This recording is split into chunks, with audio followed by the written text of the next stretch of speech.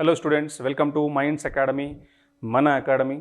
So ఎకానమీలో మీరు inflation topic నేర్చుకుంటున్నప్పుడు కానీ, లేకుంటే బ్యాంకింగ్ టాపిక్లో ఎస్పెషల్లీ ఆర్బీఐ గురించి నేర్చుకుంటున్నప్పుడు కొన్ని మనం వింటూ ఉంటాం. ఎగ్జాంపుల్, సో హౌస్ లోన్కి కానీ, లేకుంటే పర్సనల్ లోన్స్ కానీ రిజర్వ్ బ్యాంక్ ఆఫ్ ఇండియా వడ్డీ రేట్లు తగ్గించింది, పెంచింది అని మనం మాట్లాడుకుంటూ ఉంటాం. అంటే వడ్డీ రేట్లు మారడం అన్నట్టు, that comes under monetary policy నేర్చుకుని ఉంటాము.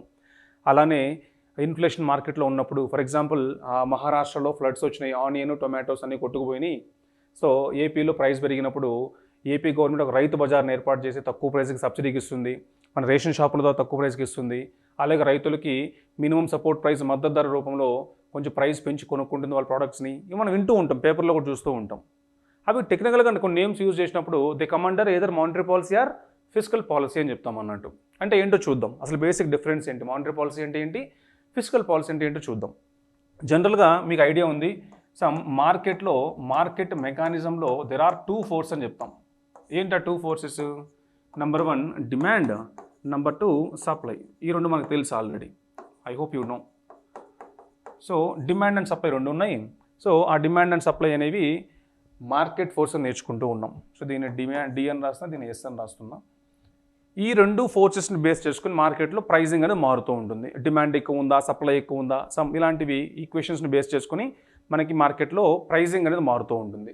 లెట్ అస్ సే ఈ టూ ఫోర్సెస్కి మధ్య ఇంబ్యాలెన్సెస్ మాట్లాడుకుంటే, number 1 demand is equal to supply, number 2 demand is more than supply, number 3 demand is less than supply.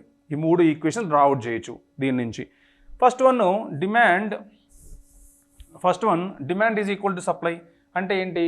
మీకు ఫర్ ఎగ్జాంపుల్ నోటిఫికేషన్ 100 జాబ్స్కి పడితే 100 మంది అప్లై చేశారు అనుకుందాం. అంటే పోస్టులు ఎన్ని 100, ఎంతమంది అప్లై చేశారు 100. సో డిమాండ్ సప్లై రెండు కూడా equal. So when demand is equal supply, competition అవసరం లేదు, ఎగ్జామ్ మెడల్స్ అవసరం లేదు, ఈజీగా ఇచ్చేయచ్చు. సో అంటే ఎలాంటి ప్రాబ్లం లేదు.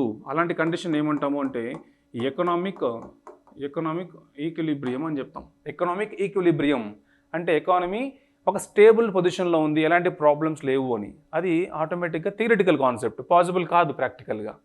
ఎందుకు కాదు? ఎగ్జాంపుల్ మీరే తీసుకుందాం. సో ఏ రోజు చెప్పిన తర్వాత చదువుకుంటారా?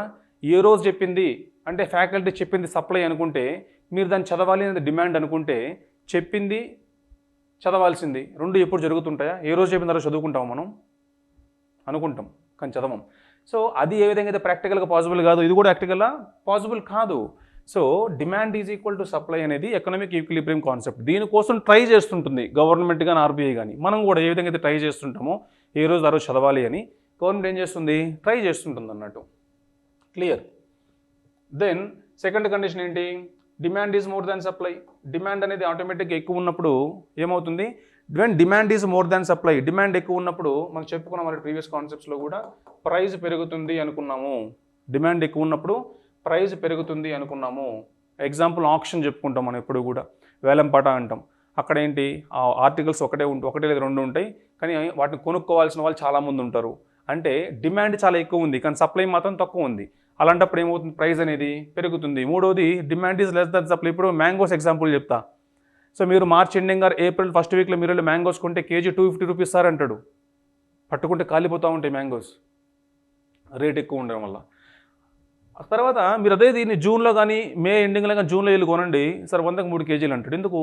డిమాండ్ అంతే ఉంది మార్కెట్లో, కానీ సప్లై చాలా ఎక్కువ అయిపోయింది. సప్లై పెరిగినప్పుడు ఆటోమేటిక్ ఏమవుతుంది? ప్రైస్ తగ్గుతుంది. When demand is more than supply, price పెరుగుతుంది, that is known as inflation. When demand is less than supply, that is known as deflation. నేర్చుకుంటాం మనం, అంతేనా? ఈ రెండు ఏంటి అంటే these are known as economic problems. These two are, demand and supply are known as economic forces. అది imbalance arise అయినప్పుడు కొన్ని ప్రాబ్లమ్స్ వస్తాయి ఎకానమీలో, మార్కెట్లో. వాటి known as market problems or economic problems అని చెప్తాం. ఇప్పుడు ఫర్ ఎగ్జాంపుల్ మన ఇంట్లోనే తీసుకుందాం. ఇప్పుడు ఎకానమీ ఏదైతే అంటున్నామో, economy is equal to family అనుకుందాం. ఎకానమీలో ఏ విధంగా ప్రాబ్లమ్స్ వచ్చినాయో ఫ్యామిలీలో ప్రాబ్లమ్స్ వస్తాయి. లెట్ అస్ సే మీరే అనుకుందాం, ఎవరైతే వీడియో చూస్తున్నారో మీరే అనుకుందాం. మీరు ఏదైనా ఒక మూవీకి వెళ్ళాలి, అదొక ప్రాబ్లం అనుకుందాం. ఫస్ట్ ప్రాబ్లం ఇన్ఫ్లేషన్ లాగా మీరు మూవీకి వెళ్ళాలి. సెకండ్ ప్రాబ్లం మీరు గ్రూప్స్ కానీ యూపీఎస్సీ కోచింగ్ తీసుకోవాలి హైదరాబాద్కి వెళ్ళి. అంటే రెండవది కోచింగ్. ఇవి మీ రెండు ప్రాబ్లమ్స్. ఈ ప్రాబ్లమ్స్ ఎవరు రిజాల్వ్ చేస్తారు? ఒకవేళ మూవీకి 1000 రూపీస్ కావాలి అంటే వెళ్ళి మీరు మీ మదర్ని అడుగుతారు. ఒకవేళ మీరు కోచింగ్ 1,00,000 రూపాయలు కావాలి, ఎవరిని అడుగుతారు? మీరు మీ డాడీని అడుగుతారు. అంటే ఏదైనా ఫ్యామిలీలో ఒక ప్రాబ్లం అరైజ్ అయినప్పుడు ఎవరు రెస్పాండ్ అవుతున్నారు? ఆ ఫ్యామిలీ హెడ్స్గా either mother or father respond అవుతున్నారు. అంతేనా? అంటే ఫ్యామిలీకి హెడ్స్ ఎవరు? Mother or father. అలానే ఎకానమీకి హెడ్స్ ఎవరు? ఎకానమీకి హెడ్స్ ఎవరు? Government of India or Reserve Bank of India. These two are known as heads of economy. అంటే ఎకానమీలో ప్రాబ్లం అరైజ్ అయినప్పుడు ఎవరు రెస్పాండ్ అవ్వాలి? మరి ఫ్యామిలీలో ప్రాబ్లం వచ్చినప్పుడు ప్రాబ్లం యొక్క ఇంటెన్సిటీని బట్టి, ప్రాబ్లం యొక్క నేచర్ని బట్టి మదర్ని రెస్పాండ్ అవుతున్నారు, ఫాదర్ని రెస్పాండ్ అవుతున్నారు. కోచింగ్ ఫీజు కావాలా? ఫాదర్ ఇస్తున్నారు. ఒకవేళ మూవీకి అమౌంట్ కావాలా ఖర్చులకి? మదర్ ఇస్తున్నారు. అలానే ఇక్కడ కూడా మీకు ఎకనామిక్ ప్రాబ్లమ్స్ ఏంటి?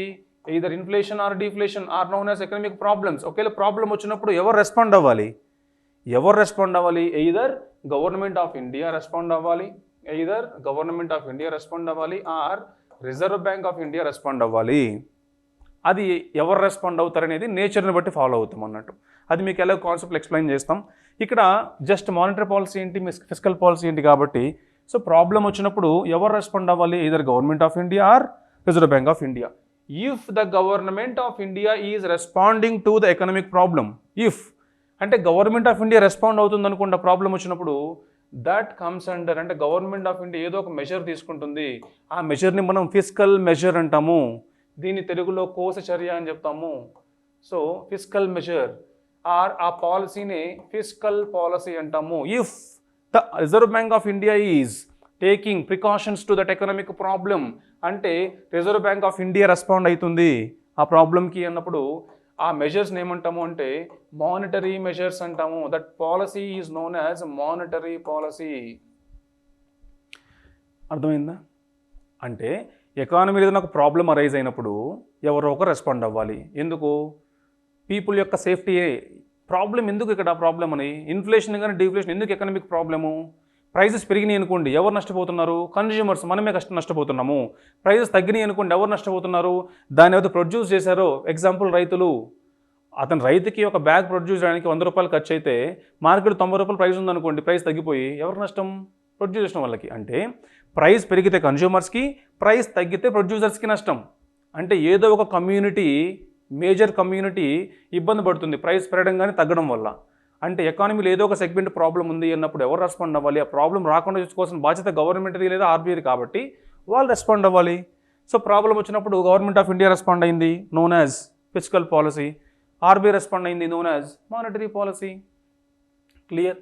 ఫిస్కల్ పాలసీ కింద ఏముంటాయంటే గవర్నమెంట్ ఇస్తున్నాయి కాబట్టి మీకు చెప్పాం కదా, రేషన్ షాపులు కానీ, మినిమం సపోర్ట్ ప్రైస్ కానీ, రైతు బజార్లు ఏర్పాటు చేయడం కానీ, ఇవన్నీ కూడా దాని కిందకు వస్తాయి. ఒకవేళ మనకి మానిటరీ పాలసీ తీసుకుంటే మనం చెప్పినట్టు బ్యాంక్ సంబంధించిన టర్మ్స్ అన్నమాట, ఇంట్రెస్ట్ రేట్స్ కానీ, లేకుంటే ఏదన్నా రిలీజ్ చేయడం కానీ, డిమానిటైజేషన్ సంబంధించినవి లైక్ నోట్స్ క్యాన్సిల్ చేయడం కానీ, ఇలాంటివి. అంటే ఇదంతా కూడా దేనికి సంబంధించిన కొత్త నోట్స్ రిలీజ్ చేయడం కానీ, ఇదంతా కూడా దేని కిందకు వస్తుంది? వడ్డీ రేట్లు మార్చడం కానీ, ఇవంతా కూడా మానిటరీ పాలసీ కింద వస్తుంది. ఓవరాల్గా this is the basic difference between fiscal policy and monetary policy. I hope you understand. Thank you.